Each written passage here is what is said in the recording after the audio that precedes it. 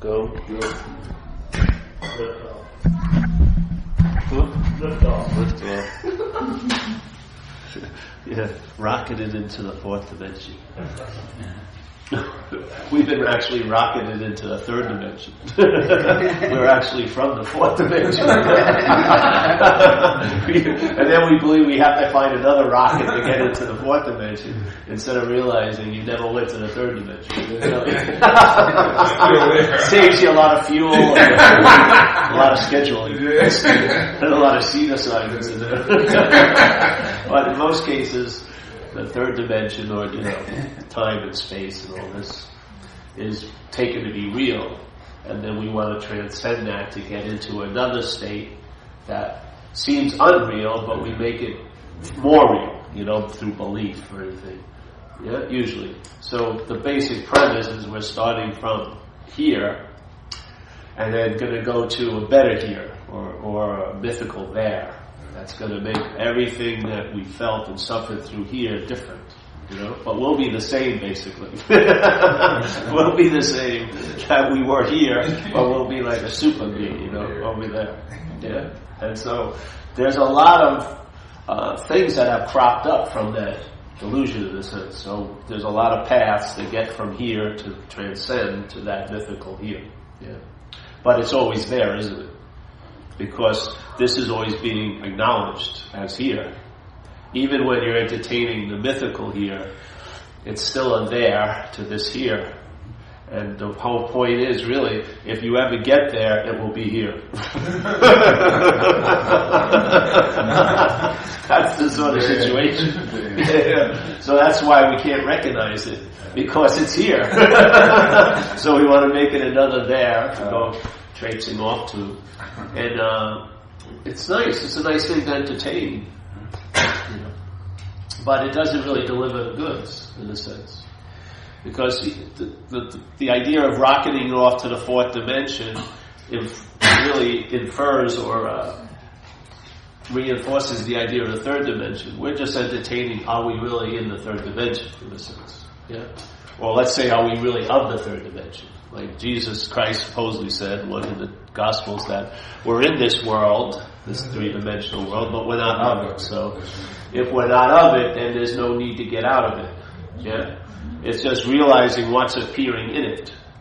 And if it isn't us, if it's just an appearance in it, then that's the sense of being of it, of what we are. So the rocketing into the fourth dimension is just a way of explaining I'm not going anywhere, really. You just recognize there's nowhere to go. There's no one to go there. And it may be uncomfortable, but what I found, if you entertain this possibility, and I was just reading this thing, the use of terms. Well, the terms we use here are like selfing. So people sometimes ask me, what does that mean?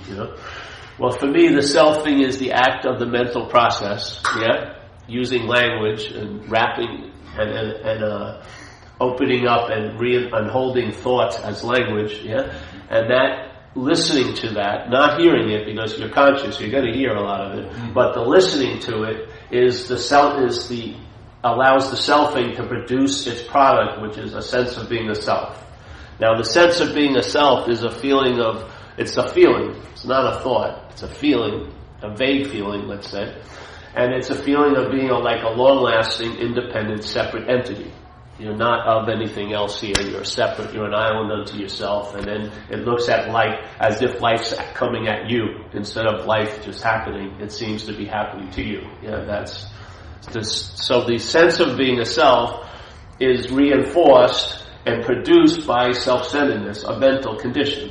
So the mental condition is yapping all day, thinking about you somewhere else at some other time, and how it can do that, it identifies. I don't believe it takes itself to be the body, but it identifies with the body, because therefore it can use the body to think about, because it can't really think about you, what you are. It can't. You can't sit and think about you as a spirit, or whatever, It's impossible. Thoughts can't embrace it or get around it or cut it up and partition it and make it into something.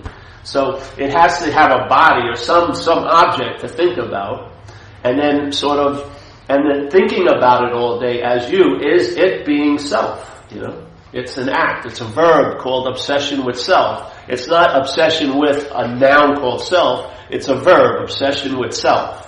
Yeah? It's not obsession with, which would be like the verb, with a noun, self. No, that's duality. That's dualism. That's subject-object. Yeah?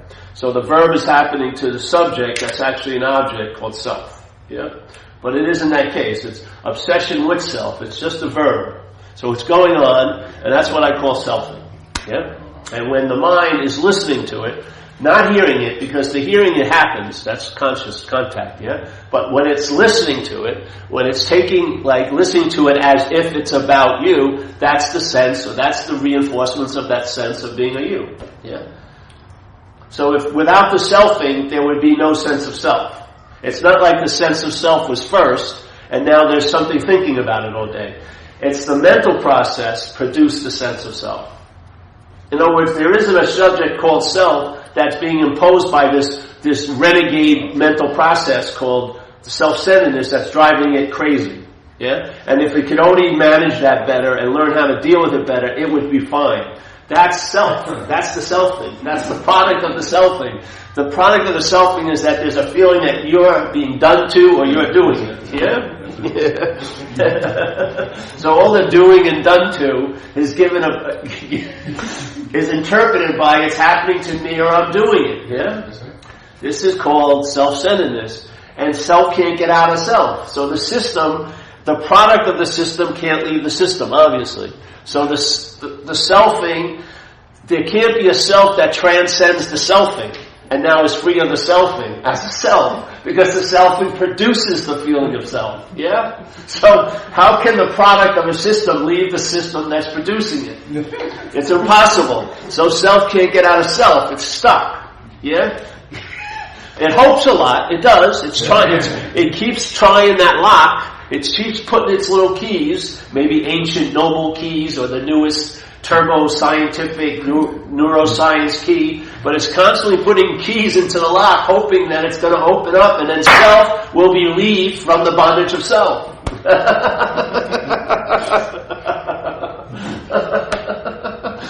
It doesn't work. And the only thing that can really help you here is something that saves you time, because it's going to be drawn out in time, and you're going to, instead of one key, you're going to have hundreds of keys and hundreds of times of facing that lock and hundreds of times of being in the hope that this one's going to work, and then the click won't happen, but I can think I heard it. Let me just grease it a little bit. Let me put some butter on it. I think it's going to move, and yet nothing really releases. Okay? And if it does seemingly release, it locks again. So how much is that a release?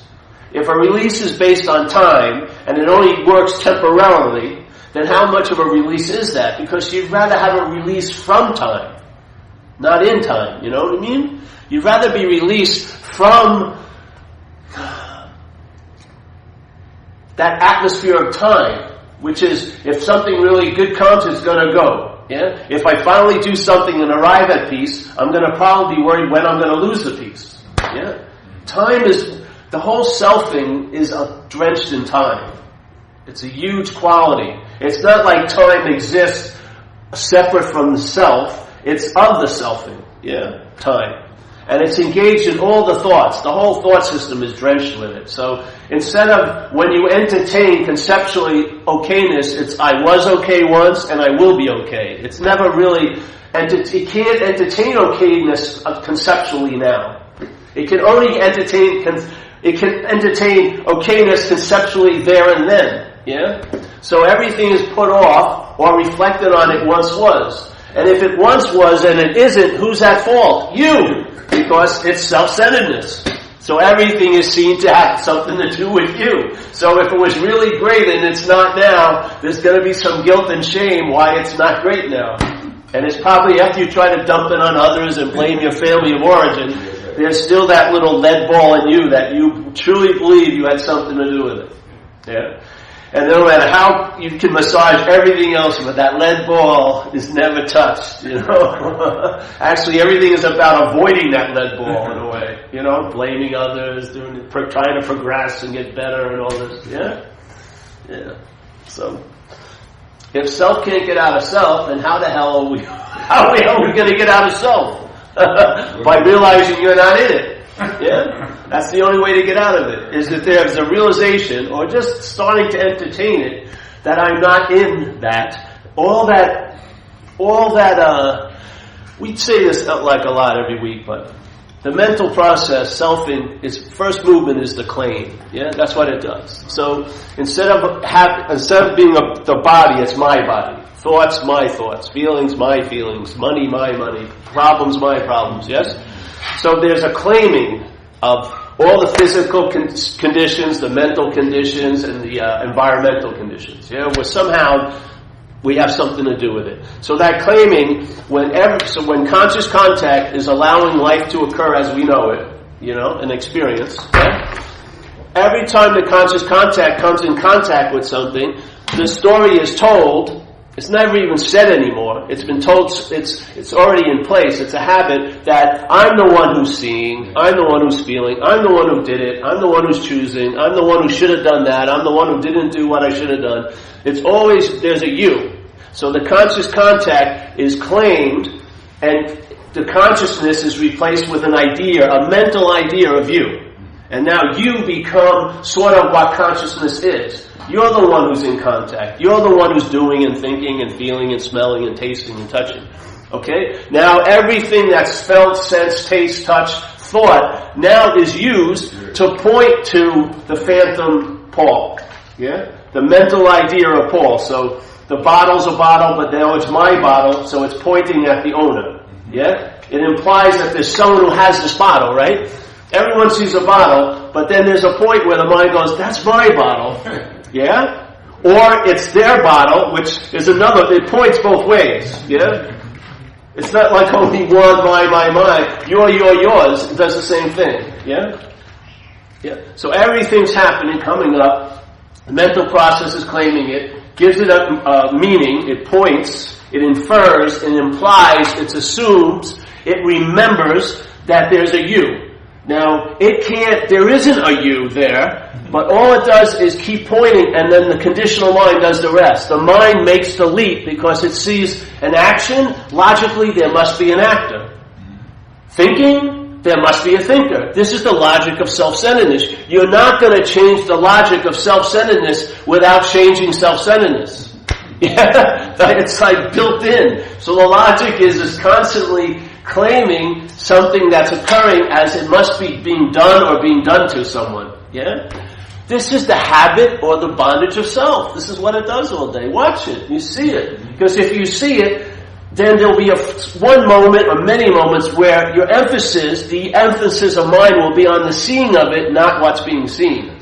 So when you see the pointing, and you don't fall asleep and assume that you're that which is being pointed at, yeah? The mind doesn't fall asleep and assume that it is what's being pointed at, because there's no one that's being pointed at. When it doesn't do that, then what it does is it senses its nature, which is the seeing of it. It's the seeing of all the pointers. So it sees the actions, it sees the thoughts, it sees the feelings, it has the experience of it, but it doesn't complete the self-centered loop, which is, there's a me that's feeling it, there's a me that's having it, there's a me that's doing it. It leaves that loop open, yeah? So instead of this loop, it opens up and it's spacious, yeah? So now instead of life happening to me, life's happening. Much different way of looking at things. Huge different way.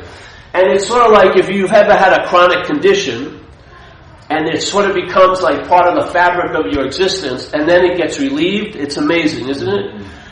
Like let's say if you've had sinus problems for so long, and then suddenly they clear up for a couple of months, and you can't believe how much the sinus had to do with everything that was going on. You had no idea that sinuses was causing this chest contraction, causing all this stuff. I had no idea until the relief occurred. This is what it's like when the mental condition of selfing diminishes. It's like a chronic mental condition changes. And you start being able to be here on Saturday. And wherever Saturday has to offer, you've got the ability to enjoy what's on the plate that's being served you now. You're not defined by pass plates and not getting a big enough portion or they got more. It's just not that way. All you do is you get it, and then you get the next plate and the next plate, and there's no one that's receiving the plate. It's just this, yeah? And you can really enjoy what's on offer. Like today, it was gorgeous at the beach. Yeah? It was just fucking gorgeous down there. And the ability that doesn't get noticed much to really able to embrace that and accept that is one of the greatest gifts of all. Because I remember when I was obsessed with in the alcoholism, I couldn't enjoy a damn fucking thing. Yeah. I've done it with people. We were hiking, and you could see the person's mind like 2 steps ahead of them. They weren't enjoying the hike at all. They had somewhere to go. Yeah? They weren't in this frame. You know what I mean? They're like 4 or 5 frames back. And then their whole day, without knowing it, is trying to make sense out of that nonsense, or just disassociating and distracting and then hunkering down in the absence that they seem to be living. Yeah? But when you locate in the frame that's occurring, there's a sense of wholeness in it. You're part and parcel of what's going on. You know? You're not lagging behind, nor are you mentally ahead. You're right here. And how can you put numbers behind that and make it a quantity? You know, how can you have a bank account and look at it and go, look at how much money I have, and get some mental soothing from that security you think you got? You can't it's a living thing. If you look at the book where you think you've tabulated it, you've missed it. Yeah? So it's always in the sense of I don't know, and in that finding out, the freedom is available. It's like a second, what we call a second. It's always available right now. It's never available there and then. That's just the story now. Yeah? The story that you will get it or you once had it is bullshit. It's again reliance on the mental condition. This is about when the mental condition diminishes, because if you lose interest in the center of the mental condition, you'll lose interest in the mental condition. Yeah? If you're not taking yourself to be a thought, you'll lose interest in thoughts. Of course, if it's a thought, and that's the most important thought of all, then any thoughts concerning self are damn important. And it's difficult to turn off the radio station. K-Paul's blasting all day, and you keep buying the same old products and the fucking storylines and everything like that with the hopes that somehow it's going to finally pan out. It doesn't. And then you find another one. I'm going to listen to, Sri, Robert station with the hope that if I can just get a little. No, you're the transmission, you're the receiver at the same time. Yeah. It doesn't mean a damn thing if you think someone else is awake. It doesn't. It's not going to help you unless you saddle up really near them, and still you're not going to get what you want.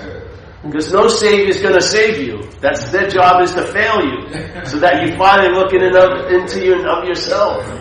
Yeah, if they're really good, they should be obsolete. It's not like sucking a teat for 30 years with the hopes that you'll get a little better, and you'll get things that you need. Let's say a sense of belonging and this and that. That's all fine and dandy, but don't. Well, whatever, whatever. I mean, in a sense, there's nothing that can happen wrong or right here, really. Mine is mine, and I have a feeling the day your eyes really close for the last time, you're never even going to remember this ever happened. Yeah, mine is going to be freed from the mortal coil, and it would be just like a dream that wasn't remembered when you wake up. I swear to God. Now, fun is you can remember the dream while you're awake now, but I got a feeling when you die, you're not going to remember the dream, and who cares? Yeah. So this whole idea is to look at what we're not, yeah? And in looking at what we're not, and if you can see something that was implying there was a you, and then see it clearly that that's all it's doing, then who is that that's seeing that? Or what is that that's seeing that? Is it a quality that you have, or is it what we are? Yeah? Is it a quality that you have? If it's a quality that I have of being conscious or aware, then I can be less or more aware. But if it's not a quality I have, but what I am, then all I am is awareness. Yeah? One way, I'm trying to manipulate something I can't see, I can't quantify, I can't grade it with its quality level, called awareness, or there's a point where if I'm of that, that's that. Yeah? The dog shit awareness is more than enough right now. It doesn't need to have like an embroidered greeting card, like a spiritual hallmark card. It's just dog shit awareness. And there's not a remembrance of it because there's no moment you're not in it. So there's not a remembrance of it. You just abide there because you can't abide anywhere else. If it's everywhere, where else can you abide? If it's at all times and no time, where else can you? How long is it going to take you to get there?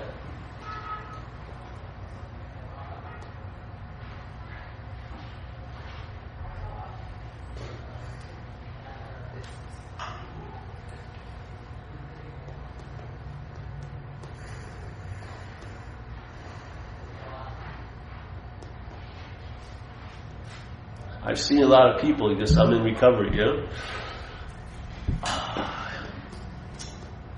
When that mental condition is strong, and alcoholism is a total mental condition. It produces physical conditions, but it is a mental condition, a mental disease.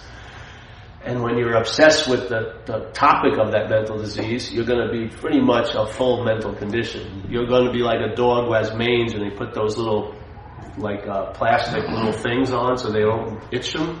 You're just going to be walking this mind all day, thinking, living in time. All your perceptions will seem to be true, and nothing will be questioned. It's out there, plenty of questioning, but nothing, Yeah. So in recovery, it doesn't seem like people can make the leap from where they think they are to where they are. So there's a program that what it does is it diminishes the mental condition that keeps having you believe that where you are is where you think you are. And then the thinking of where you are gets less and less interested to the mind, and there's the freedom from it. It's that simple. Yeah? The mental condition goes down, and then what's always there, always available, shining. It's sort of like when you're on this side of the cloud seems to be able to block you from the sun. But if you're on the sun side, do the clouds have that ability anymore? The clouds are still there, but you're seeing them from the sun now. That's exactly what it's like. When the mental condition drops enough, you're seeing from what you call the light. Yeah? And after a while, it becomes obvious that you're not seeing the light, you are that light. It will become obvious to you. The mind will lose its habit of believing what's not believable and start having faith in what is. Yeah. And so what happens here, as a demonstration, you'll travel lighter through whatever terrain your life has, It doesn't mean it's going to level down all the mountains. It may, but you're going to travel lighter over everything you have to go through. And if you can notice that, it's incredibly valuable. That every situation, there's a lightness, a more spacious aspect to it. Yeah. It's incredibly gratitude-provoking. Like today, when I was at the beach, I was at the beach, and it's been like this for a while now, and it's such a fucking joy. Right wherever I am, I'm there. Where before, wherever I was a mental here. It was chock full of there and then. I couldn't walk in a room without thinking about whatever. Who's in, tons of shit. Now it's sort of like, whatever it is, it's obvious I can't leave the moment, so why do I want to get into the moment? Yeah? I am the moment. Yeah? I don't want to try to get out of self because I can't be in that. I don't want to try to get into the moment because I can't be out of it. It was just, what a simple shift in logic made a huge difference. Yeah?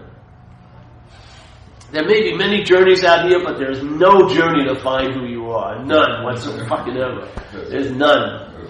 You don't need travel brochures or a guide or, call ahead and make sure they got a nice hotel for you. You don't, man. It's in I don't know and you find out. That's it. I don't know is the security. Truly.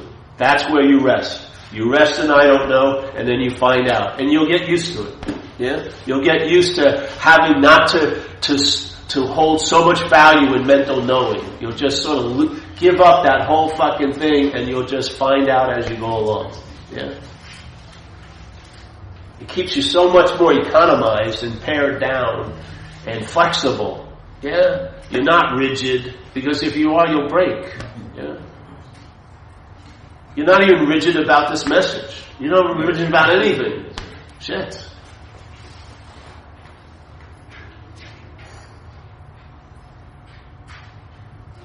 You know, it's oh, man.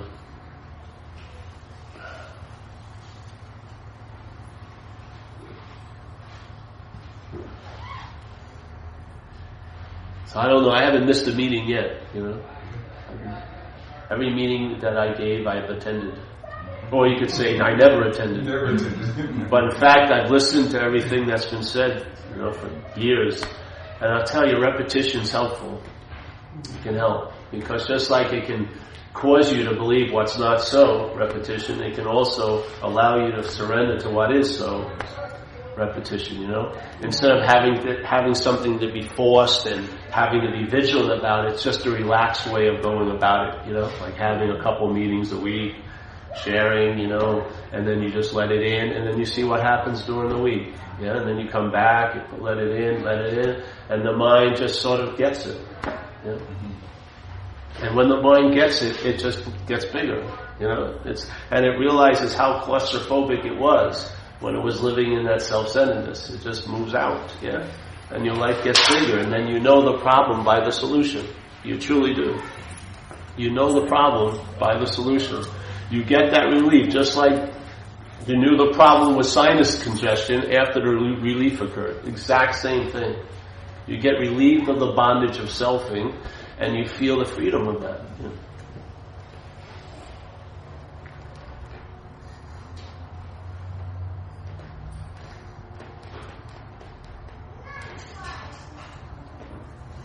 You know, and if your house is on fire, find a pail of water. Don't try to use this idea to think it out. Yeah, to sort of, you know, if my house was burning and I was cooking, wouldn't help me to keep saying this. There is no house and there is no fire. It's better to have a pail of water, I'd say. Yeah. So you're flexible. If you feel like you need to come here, you better come here. Feel like you need to hear someone else, go hear them. Whatever. If you really feel like you need it, because it's done according to your belief, man. If you really believe you need to hear something, that's a requirement you need to meet that day. Yeah? Don't try to make a philosophical leap. It doesn't work. If it's a philosophy, it doesn't work. It's the application of it is where the rubber meets the road. That's where it is. It's a living solution. Yeah? It's a living solution. It's pulsing like your blood. It's on. Yeah? Always available at all times. Yeah?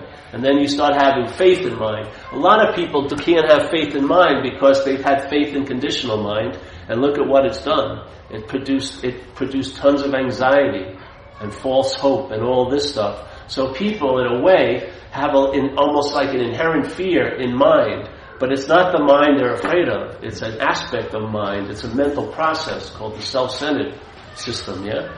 Mind itself is faith mind. Mind itself is all there is. Yeah?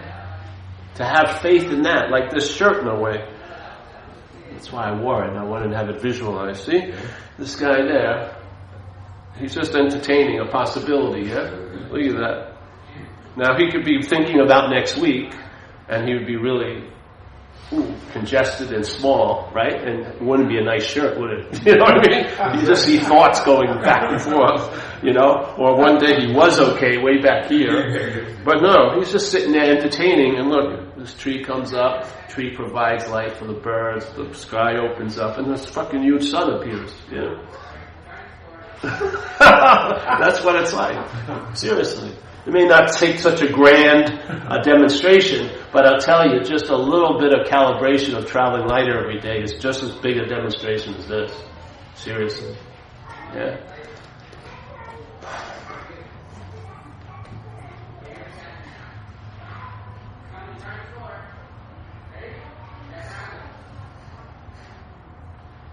It's really the smallest little effects that seem really great when you compare it with other people's traveling. Some of my friends, if they just had the ability, which is available just to be here today, not here, but wherever here was in today, tons of their problems would dissipate. But they're incapable in a sense because they're up the ass of self, the selfing. So they're displaced, and the well or the source of water they really need to be near, which is now, they can't seem to get to. Yeah. It's all imaginary, it's all an appearance, but it seems to be so when they're traveling, yeah?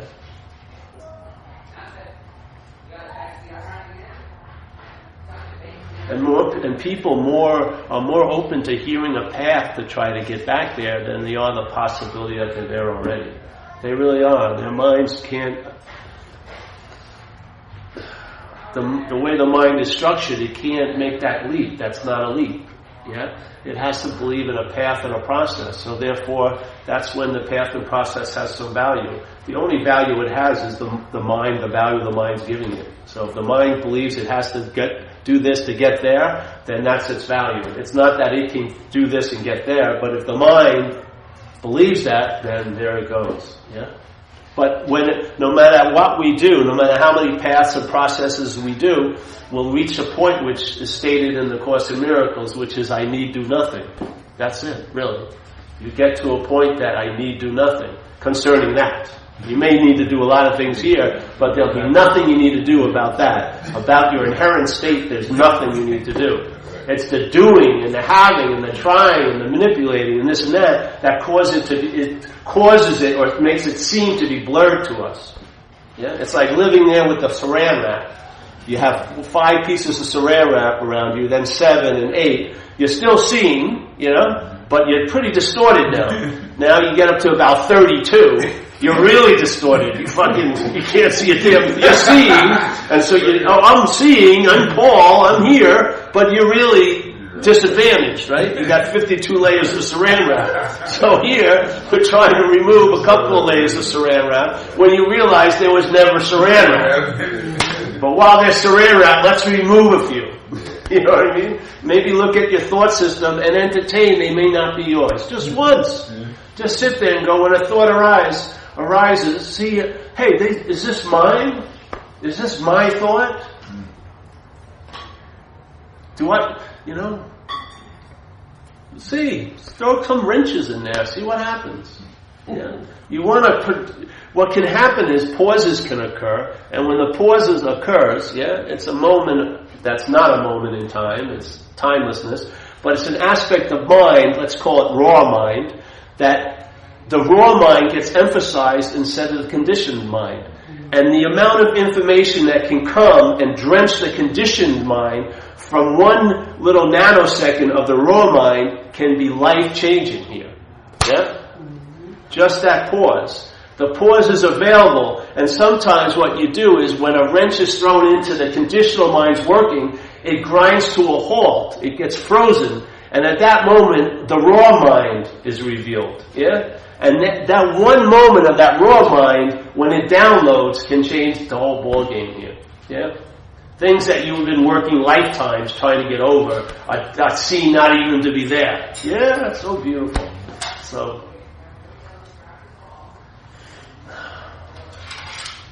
and yet, when the pause occurs, the conditional mind rises and says, I had a pause.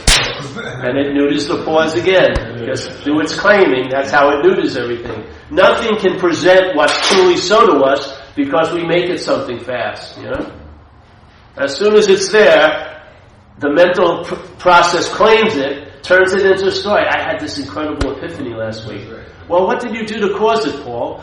Well, I don't know. I called up. I knew it was coming, so I reserved the room with the bath and candles, and I had Kenny Loggins music on. And how long did you think that epiphany? I thought it was going to be 8 hours epiphany this time. It was only an hour. I wonder what happened. Well, what happened was you said, "Hey, I'm having this epiphany." There it went. But it didn't go anywhere because it never came. Yeah. The only we have to give it. Oh, I had an epiphany. You realize that we had an epiphany, but there is an epiphany at all times. Our mind, our conditional mind, can't recognize what's always so. It can only recognize what comes and goes. Yeah. If something didn't come, we don't know it's here. Really. If it didn't come, we don't know it's here. And then inevitably has to go.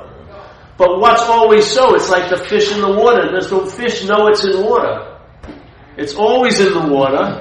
Yeah? It sees tons of things in the water, but does it actually see from the mind's eye water? Does it actually sense that it's in the water? A phone call. Yeah? Doesn't. No. The whole point with us, we're immersed, or in the sense we're totally wet, yeah? But we're believing we're dry, and now we're seeking sources of water. Instead of realizing I'm wet as hell. You know? It's just that simple. So, but because if it's you that's wet, you're going to be dry. Maybe you'll be wet for that weekend retreat. I was so wet. Oh, it was so unbelievable. I was just swimming in the ocean of bliss temporarily. As soon as I went to work on Monday, it was dry as hell. Started looking at common ground for the next retreat. Make it longer. I got to be in this water longer. You're fucking all this entertaining. You're dry. You're wet as hell. Yeah. So there you go.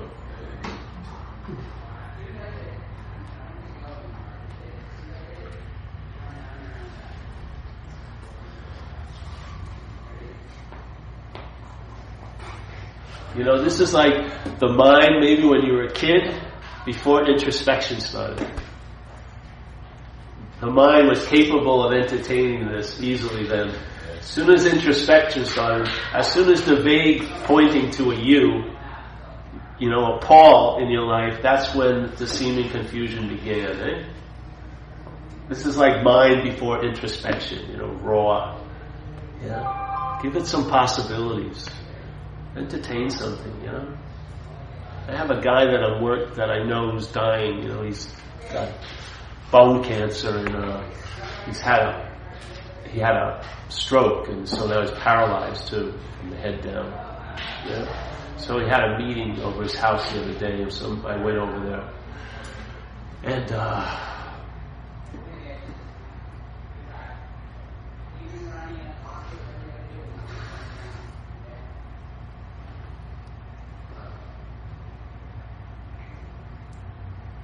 knowing it or not, he's being pushed out of the identification with the body.